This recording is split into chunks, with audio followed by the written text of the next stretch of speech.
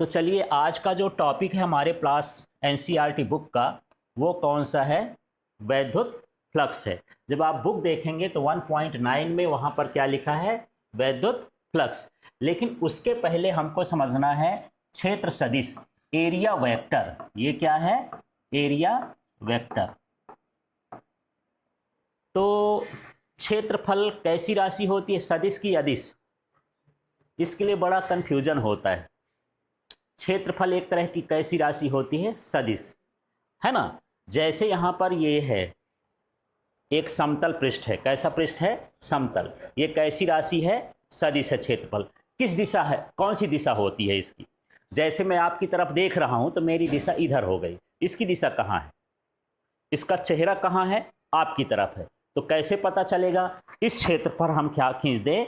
लंब खींच दें तो इसका क्या कहलाएगा? क्षेत्र सदिश कहलाएगा। क्षेत्र सदिश अब परिभाषा क्या हो गई? किसी समतल पृष्ठ पर खींची गई लंबवत रेखा उसकी क्या होती है? दिशा होती है। तो क्षेत्रफल कैसी राशि हो गई? क्षेत्रफल कैसी राशि हो गई? सदिश। कैसे पता करेंगे?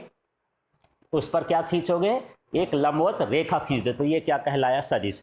अब बताओ मेरा चेहरा किधर है? किधर है? आपकी तरफ। ये गाल किधर है? इधर है, ठीक है। या ये कहाँ है? पीछे है। तो इसको बताना है कि भैया आगे पीछे दाएं बाएं कैसे बोल रहे हो। तो यदि मैं यहाँ पर एक लंब खींच दूँ ये, तो आप बता सकते हो सर आपका माथा जहाँ पेन जा रही है उधर की ओर है। बोले गाल का दिशा बताओ, इस पर क्या खींच दो? लंब।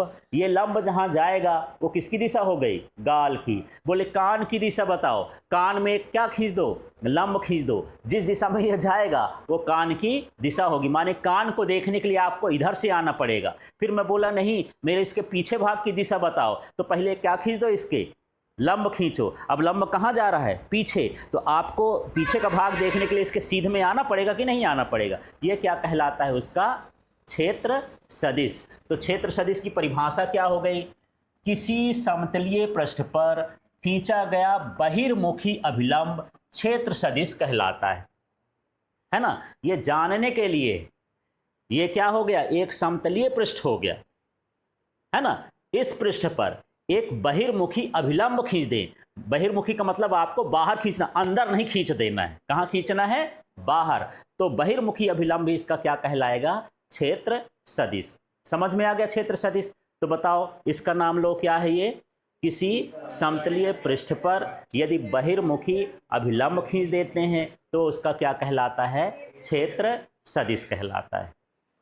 ठीक है।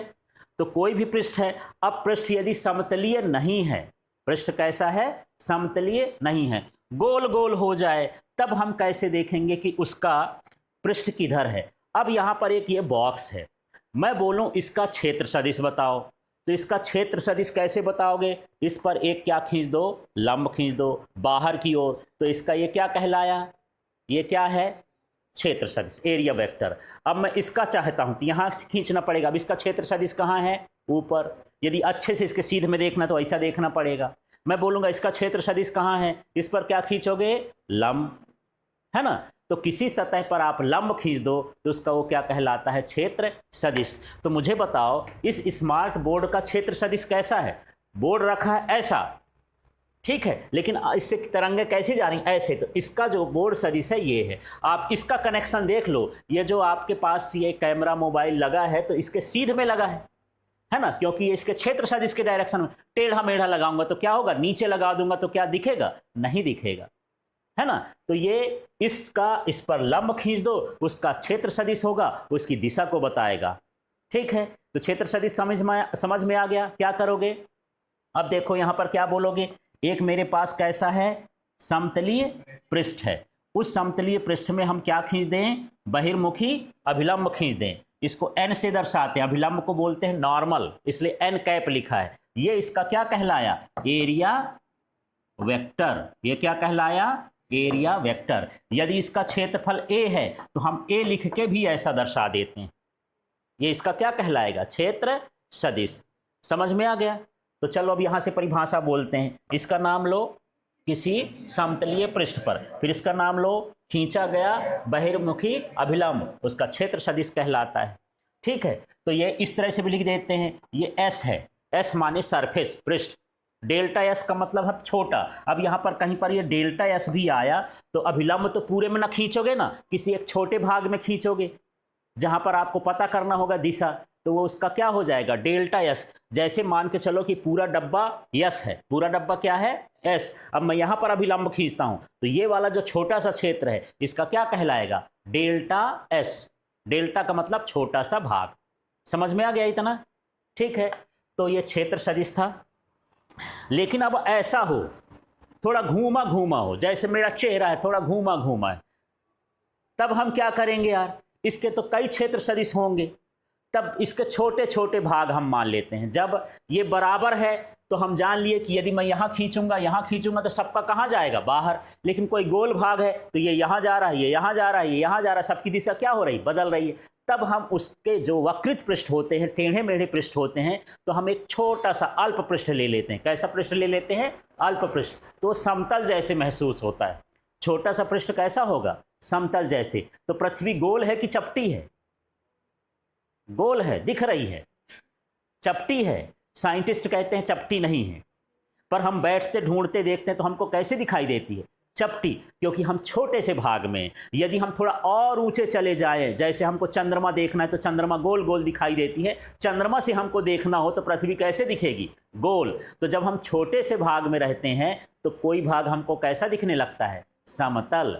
कैसा दिखने लगता है, समतल। छोटा भाग समतल दिखता है और बड़ा भाग कैसा दिखता है, वक्रीय दिखता है। तो यहीं पर ऐसा है कि यदि कोई वक्री भाग हो उसको छोटा कर दो तो कैसा हो जाता है, समतल। क्योंकि जो अभिलंब होता है वो किस पर खींचा जाता है, समतल। बोलोगे सर ये तो समतल है ही नहीं, कहाँ खींच दूँ बता दो आप। तो एक छोटा सा भाग ले लो, वो छोटा भाग को समतल मान लो, यहाँ से खींच दोगे लंब, वो उसका क्या कहलाएगा, सदिश कहला जाएगा।